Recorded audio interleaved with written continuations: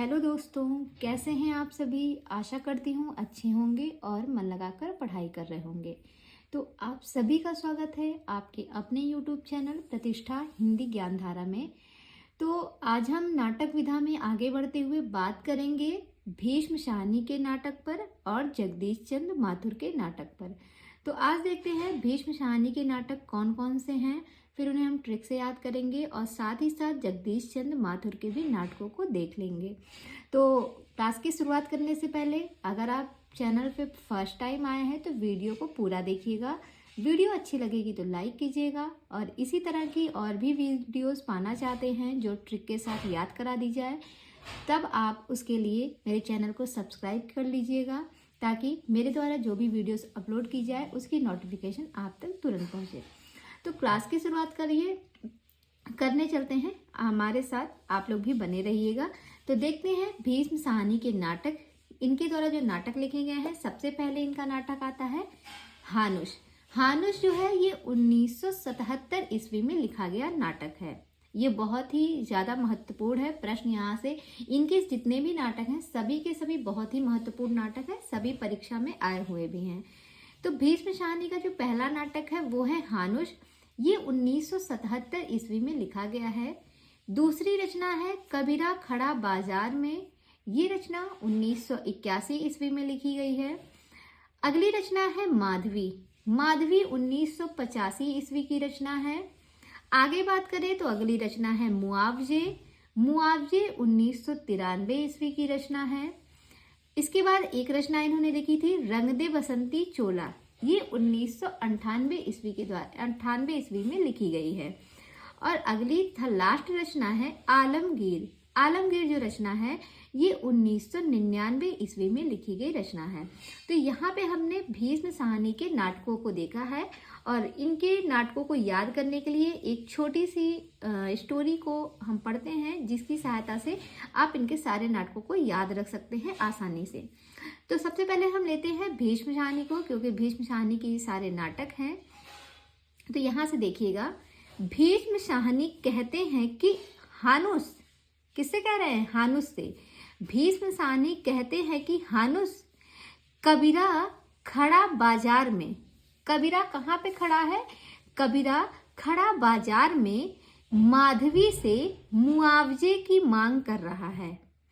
भीष्म शाहनी कहते हैं कि हानुस कबीरा जो है वो खड़ा है बाजार में और वहां पर वो माधवी, माधवी नाम की एक लड़की है, उससे मुआवजे की मांग कर रहा है और कह रहा है कि अगर मुआवजा ना दी तो, क्या कहते हैं? कहता है अगर तुम मुआवजा ना दी तो, ना तो मतलब मुआवजा अगर नहीं दी तो ना से हो गया 9 और तो से हो जाएगा 3। नहीं तो क्या तुम्हें करना पड़ेगा? नहीं तो तुम्हें रंग दे बसंती चोला, रंग दे बसंती चोला के जो है तुम्हें गीत गाना पड़ेगा। वो भी कितना गीत गाना पड़ेगा? 9 गीत गाना पड़ेगा। कहाँ पर गाना पड़ेगा? आलमगीर में। कहाँ पर गाना पड़ेगा? तो कहता है आलमगीर में। तो वो कहती है no no no no no no, यानी कि नहीं नहीं नहीं हो जाएगा। 1999 की रचना है आलमगीर। एक बार फिर से पढ़ते हैं, देखिए। भीष्म शाहनी हानुस को बताते हैं, क्या कहते हैं कि हानुस कबीरा खड़ा बाजार में माधवी से मुआवजे की मांग कर रहा है और कह रहा है अगर मुआवजा नहीं दी तो, नहीं तो क्या करना पड़ेगा? रंग दे बसंती चोला के तुम्हें 9 गीत गाने पड़ेंगे। 9 से हो जाएगा 9 और 8 की ये रचना है 98 की। तो और कहाँ पे गाने पड़ेंगे? आलमगीर में। कहाँ पे गाने पड़ेंगे वो गीत? तो आलमगीर में। तो वो कहती है नो नो नो, यानी कि 1999 की ये रचना हो गई आलमगीर। माधवी 1985 की रचना है। माधवी जो है 85 साल की हैं, इनको आप ऐसे ही याद कर सकते हैं। फिर यहाँ पे है कबीरा खड़ा बाजार में। तो कबीरा जो खड़ा बाजार में है ये रचना 1981 की है। और पहली रचना जो हानुस है ये 1977 की है। तो आप इनको याद रख सकते हैं कि भीष्म शाहनी हानुस, इसी के भीष्म शाहनी जो है हानुस को बताते हैं ना, तो हानुस से कहते हैं साथ साथ, दोनों साथ साथ बातचीत करते हैं, साथ साथ से याद रहेगा हानुस जो है 1977 ईस्वी की रचना है। तो इस तरीके से आपको सन भी याद हो जाएंगे, इनकी सारी रचनाएं भी याद हो जाएंगी और सारी के सारे क्रम से आपको रचनाएं याद भी हो गई होंगी। एक बार इनको फिर से पढ़ देते हैं।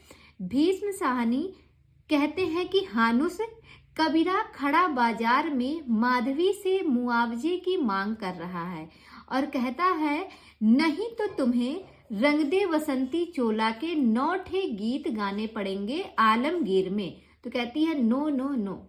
इस तरीके से इनकी सारी रचनाओं को आप समय के साथ याद रख सकते हैं।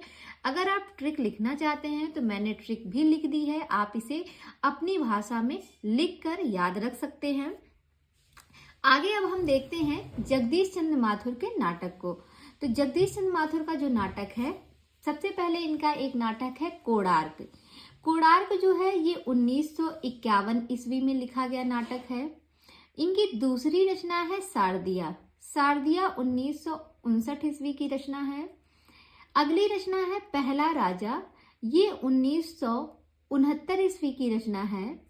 आगे बात करें तो अगली रचना है रघुकुल रीति। रघुकुल रीति 1985 ईस्वी की रचना है।